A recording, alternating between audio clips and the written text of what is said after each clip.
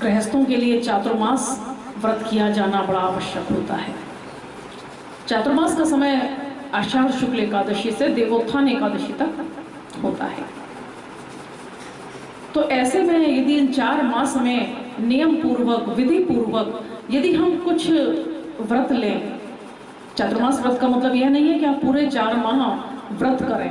संभव है तो कीजिए, नहीं संभव है तो और भी बहुत सी स्थितियां बताई गई हैं पद्म पुराण में, यदि उनका हम पालन करते हैं तो भी हमें अक्षय पुण्य की प्राप्ति होती है।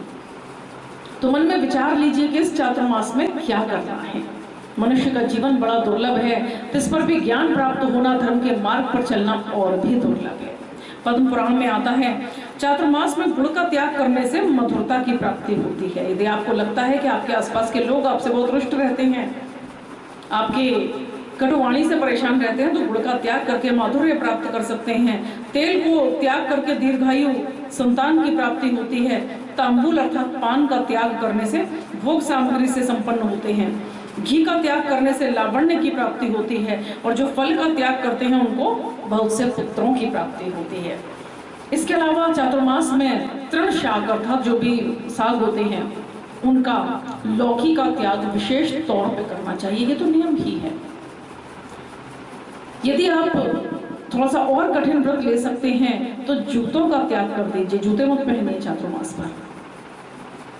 संभव हो तो धान, गेहूं और जौ, इन अन्नों का त्याग कर सकते हैं तो और भी श्रेष्ठ है।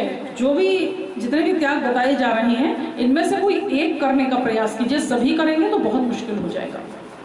व्रत सदैव उतना करना चाहिए जो आप सहजता से कर सकें, क्योंकि कई बार होता है लोगों के मन में हम अश्वमेध आदि यज्ञों का अनुष्ठान करें, दक्षिणा को भरपूर दें, लेकिन क्या होता है कि कलिकाल में सीमाएं बहुत हैं, समस्याएं बहुत हैं, इतना संभव नहीं हो पाता, ना तो इतने विधि विधान हो पाते हैं, ना ही इतना धन है। तो यदि हम चाहते हैं कि विधि पूर्वक दक्षिणा सहित अश्वमेधादि यज्ञ करें, इनका अनुष्ठान करें, और वो संभव नहीं है, तब क्या करें? तब चातुर्मास में चावल, गेहूं और जौ का त्याग कर दीजिए। इन अन्नों का त्याग करने से आपको इन्हीं अनुष्ठानों का फल मिलता है। धन धान्य से संपन्न हो जाते हैं और कुनबा उसके बाद बढ़ता ही है। यदि संभव हो तो पलाश के पत्ते में भोजन करें। है तो बहुत कठिन, लेकिन यदि कमल का पत्ता मिल जाए और पूरे चातुर्मास भर आप कमल के पत्तों में भोजन करें तो ऐसे व्यक्ति को कभी भी नरक नहीं देखना पड़ता है। व्यक्ति सीधे वैकुंठवासी होता है, श्री हरि से बहुत प्रसन्न होते हैं। पुरुषों के लिए यदि संभव है तो सिले हुए वस्त्र का त्याग कर दें, इससे भी उनको किसी प्रकार के नरक का सामना नहीं करना पड़ता है।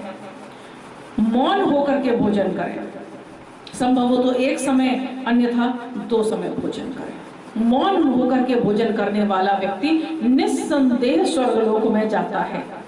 जो भोजन करते समय बात करते हैं, बहस करते हैं, आपस में चर्चा करते रहते हैं, और आजकल तो एक बड़ा अच्छा चलन चला है, लोग मोबाइल या टीवी के सामने बैठ करके ही भोजन कर रहे हैं। जैसे कि मानो टीवी नहीं चलेगा, मोबाइल पे कुछ देखेंगे नहीं तो भोजन नहीं पचेगा। ये लोग भोजन नहीं कर रहे हैं, ये साक्षात अपने बल को, अपनी आयु को, अपने तेज को, अपनी संपत्ति को ही उनका भक्षण कर रहे हैं।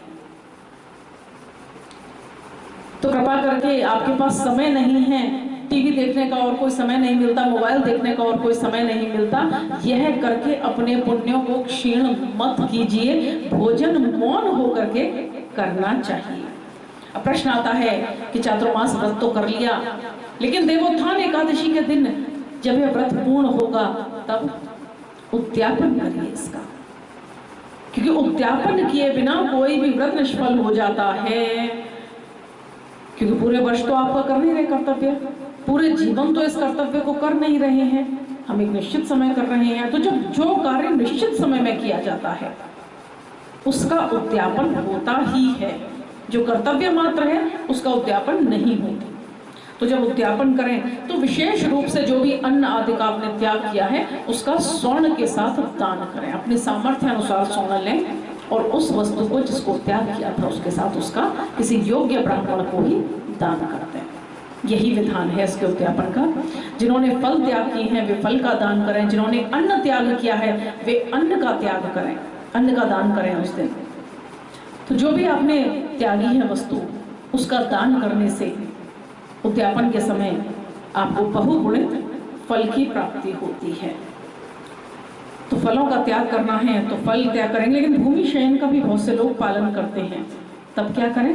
तब शैया दान करें, रुई का गद्दा, तकिया आदि यह सब दान करें। और यदि ब्रह्मचर्य का पालन किया है पूरे चातुर्मास व्रत में तो ब्राह्मण दंपति को भोजन कराएं और भोजन के साथ दक्षिणा उपयोग का जो भी सामान, साग, अन्न दे सकते हैं सामर्थ्य अनुसार, जो भी आप दान दे सकते हैं वह दान कीजिए। जूतों का यदि त्याग किया है तो जूतों का दान करना चाहिए।